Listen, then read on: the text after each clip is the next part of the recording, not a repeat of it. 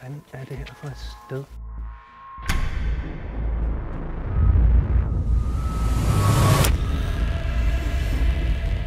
I would like to really start at the very beginning. So how did you end up in 47 Shoes? I know you were born in South Africa and you now live in Copenhagen, Denmark. A short story, I was brought to Denmark as a visiting actor to perform for an English theatre company and decided to stay. It wasn't that easy, but I thought it was a good idea. And doing voiceovers. One day I was approached in the middle of a voiceover, actually, and they said, hey, listen, in the editing suite next door, we're editing a new computer game called Hitman, and we need a voice for Hitman. Would you mind coming and having a look at the footage and give it a crack? I went, yeah, sure. So I finished up my voiceover and went next door to the editing suite. Straight away, it was a scene from Hong Kong, from obviously the first game. And I thought, well, okay, he already looks a bit like me. But I was sold by the idea of the graphics, which looked so sort of Japanese cartoon film genre and very, what I would call film noir and Blade Runner looking. It was very shadowy and black and white and stuff. And I went, I'm hooked. I haven't even read the script, but I want a piece of this. So I gave it a go, and the IOI people liked it, and I've been doing it ever since. This place seems quiet. Where do I go for some action? You could try the second floor. I'm sure you will find what you need there, sir. But the voice, I thought when I saw the script and then looked at these dark sort of black and white shadowy pictures, it seemed very, as I said, film noir, but it also seemed like a Philip Marlowe detective story. I opened the door, the door was ajar. It was just these short monotone sentences. And so I just, because there was no director initially, I decided to go with that sound. And it went from there. Did you get any general thoughts about the game or what we were about to do? And was it just a demo at the beginning, or? Good question. It wasn't a demo. It was just one of the cut scenes from what was going to be the finished game. But I had no idea other than what it was about, other than he was a hitman. I didn't know his backstory or his background, or when I got the script only in bits and pieces. In the old days, it used to take like 3 to 4 hours to record the whole thing. The entire game in 3 or 4 hours? My lines, anyway. Okay. But, now it takes 4 to 6 months. Yeah. But what dawned on me very quickly from the game, getting to know the character, was that how much I liked him. Felt like I could identify with him, which was really weird, because I'm not a hitman.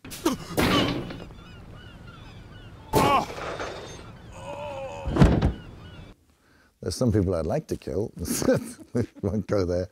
So I find it just, appealing from that as a personality.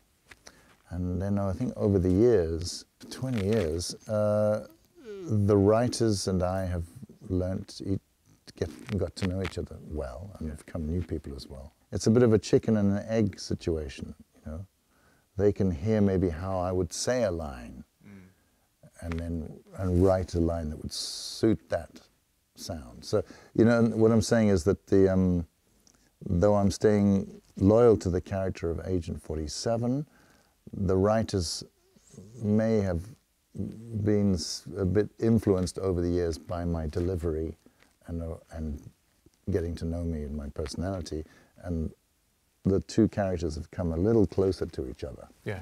Agent 47 and me. You mentioned that you were attracted to the character and you could actually relate to him. Yeah. What was it that you could relate to? His aloneness. I didn't want to make him melancholic or anything. That they had their agenda. He's a clone-built assassin with no feelings. But I found that intriguing because there is a person there. If you want to open your heart, the only safe place is a confession church. I've moved around a lot, and lived in lots of different places and been, you know, and I had that fragmentary sort of upbringing, full of love in the home, but just as a young boy, it was very kind of confusing and not particularly pleasant a lot of the time. And I used that in myself to help identify something in the character of Agent 47 that he didn't know where he came from, that he doesn't know who he is. It doesn't matter because he gets assignments to kill people and moves on. But I sensed a kind of, almost like a kind of Frankenstein's monster feeling in him that I could use. I could hang my lines on, in the sense that he's curious about what feelings are and emotions. It's not expressed, but I chose that as a kind of a skeleton to sort of give me a way to approach the lines. I'll be carrying nothing from Contrano but this lesson. Never trust anyone and rely on your instincts. Forget the past. I'll never find peace here. So, I'll seek justice for myself. I'll choose the truth I like. I will say this, though, that in the beginning it was very much just like that. He was very monosyllabic, and his information that was communicated was very Spartan. But as the game developed and the dialogue became more in depth, that element of his personality started to come out, and I got a bit more free room to express it in that way. So when did you start to realize that this was evolving into something you never thought it would? After reading the reviews or the crits right from the first game, that they were maybe going, oh, we didn't sell as many games as we'd hoped. I thought it was a great success, the first game. But the comment was across the board, was from the reviews of the games, that this was really special. This was, for a debut game, was really, it started out by setting up the bar high. That was the overriding feel, I seem to remember, that, whoa, got very good reviews. Yeah. Oh, it didn't sell quite as many as we'd hoped. It got very good reviews. Hold on to that. So in a way, they couldn't then kind of dumb it down or do a cheap second game and rake in some more money by, you know. For me, it was already from the first game, when the reviews came out, that I thought, okay, this is causing a bit of a fuss. Yeah. I'm so glad to be a part of this. I'd never thought about this before, but if the game had sucked from that first game, I would have gone, oh shit, how can I get out of this? That's never been an issue, but I thought, it would have been funny to have had that thought going, get me out of this game. Yeah. But there's been a lot of well, maybe not changes throughout the years and throughout the series, but there was especially around the time when Hitman Absolution was to come out. There was this big ruckus about you not being hired back at first as Agent 47. And it's been out in the media, and there are a lot of rumors and a lot of stories. Let's try and now, when we're doing this interview, which is actually looking back at the last 21 years, let's try and set the record straight. What happened? Because what I've heard, William Apother, who is the cousin of Tom Cruise, also a great actor, William Apother was hired as the new Agent 47. And he did mocap, and you didn't know anything. Is that true? What happened? Well, at that point, I'd done, I played Agent 47 for, I think it was 11 years. And there'd been a long break, a really long break, from Blood Money to Absolution. I think it was like 6 years. Things moved very fast, technology-wise. what is possible, and the engine became out of date, so they had to go, oh, we got to start all over again. But I'd always been told, you know, sorry about the delay, but we'll get to you, and we're working on this new game. And so there was no mention of the fact that you're not going to play Agent 47 again. They went to the big gaming expo in LA. E3. E3. I didn't, you know, I thought, okay, they're going to obviously show the graphics, and, you know, the trailer often doesn't involve Agent 47's voice, and so that's cool. And my phone just exploded, just had lit up. What are all these tweets coming in and mails, and just, what is going on? And I tried calling a few of the people from IO who I knew. I got hold of one of them who was changing planes, and I think it was Schiphol. He took the phone, and I went, what's going on? Oh,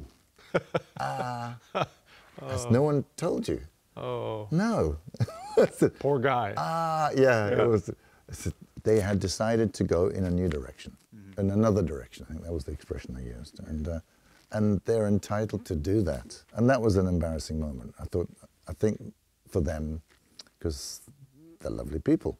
So that was when I first found out, you know, because in that teaser they put out there, they had Agent 47's voice. I was going, hey, it's not the bald guy. Yeah. Who is this guy? Yeah. And they were very unhappy. Girl named Victoria. The agency wants her bad. I need to know why. There was no hard feelings, but it was just, it was, looking back on it, it was done poorly. Yeah. But that was just a communication thing. It was nothing like, hey, don't tell him. No, You'll never find out. No.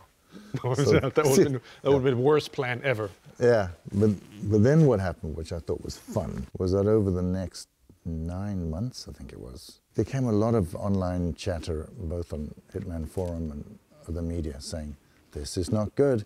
We can't do this to the fan base. We don't want this. And they started a campaign to not buy the game when the pre-order would start. It picked up a lot of attention, and apparently fans didn't pre-order.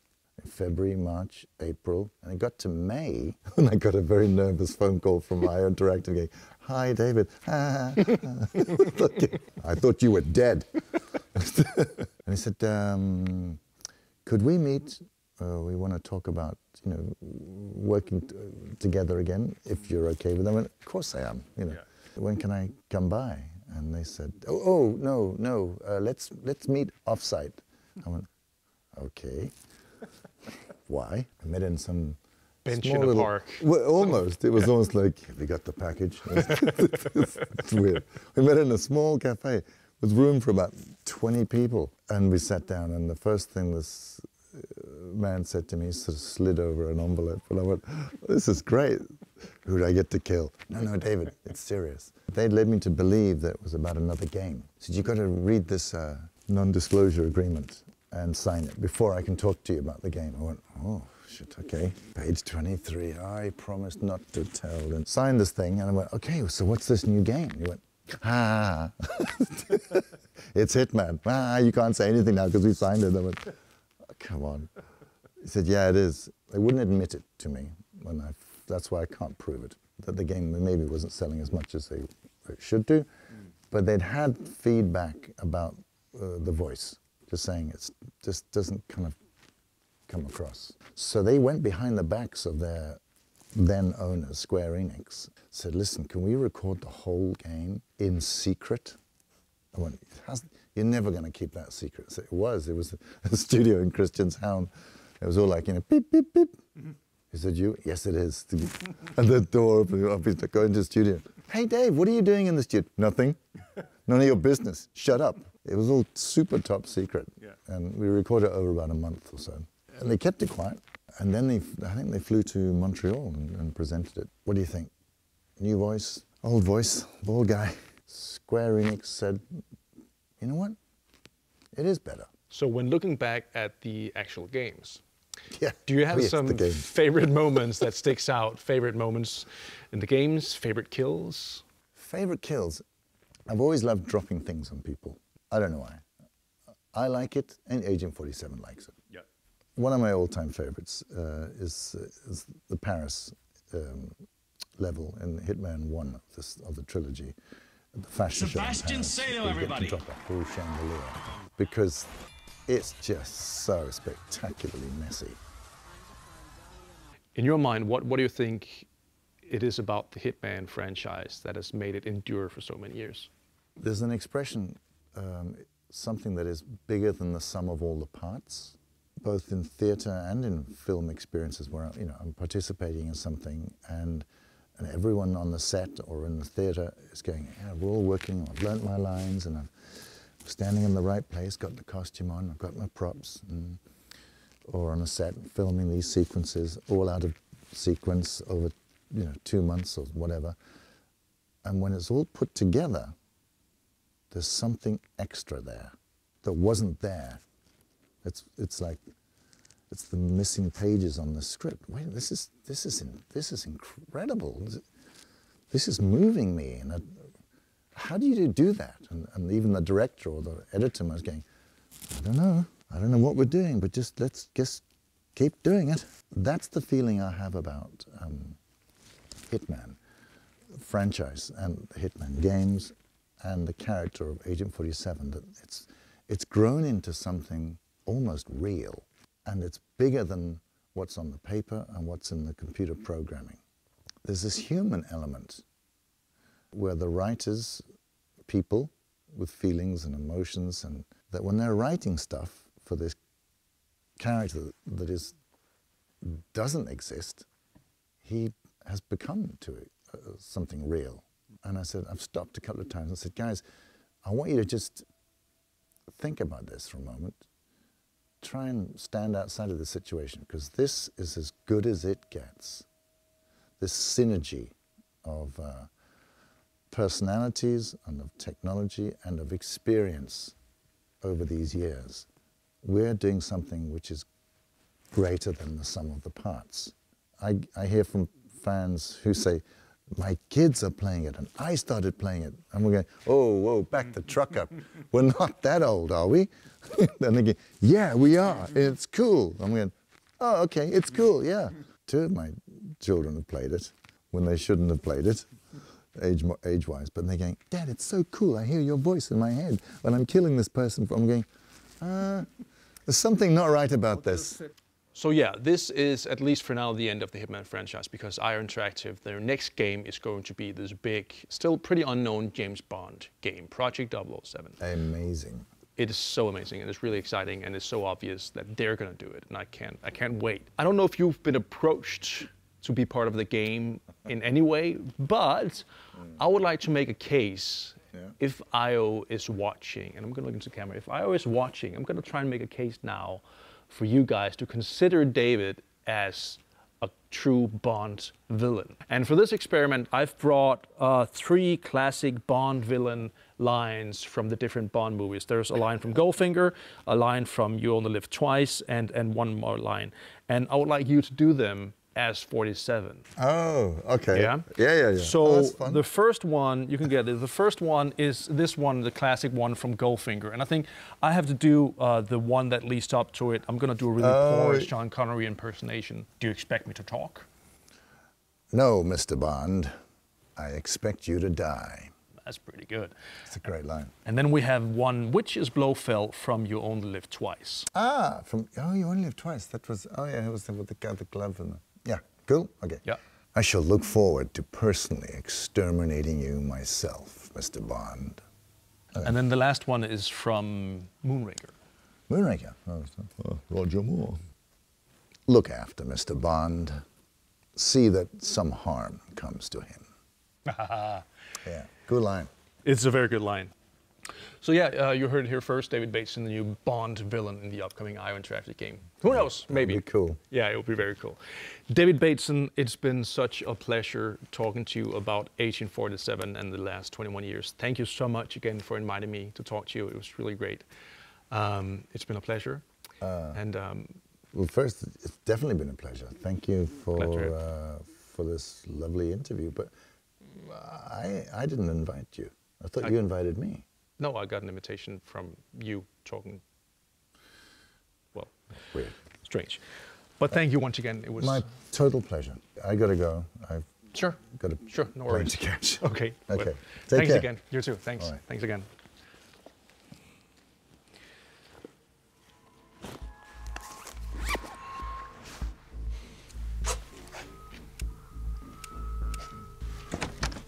Hallo? Hvad fanden er det her for et sted?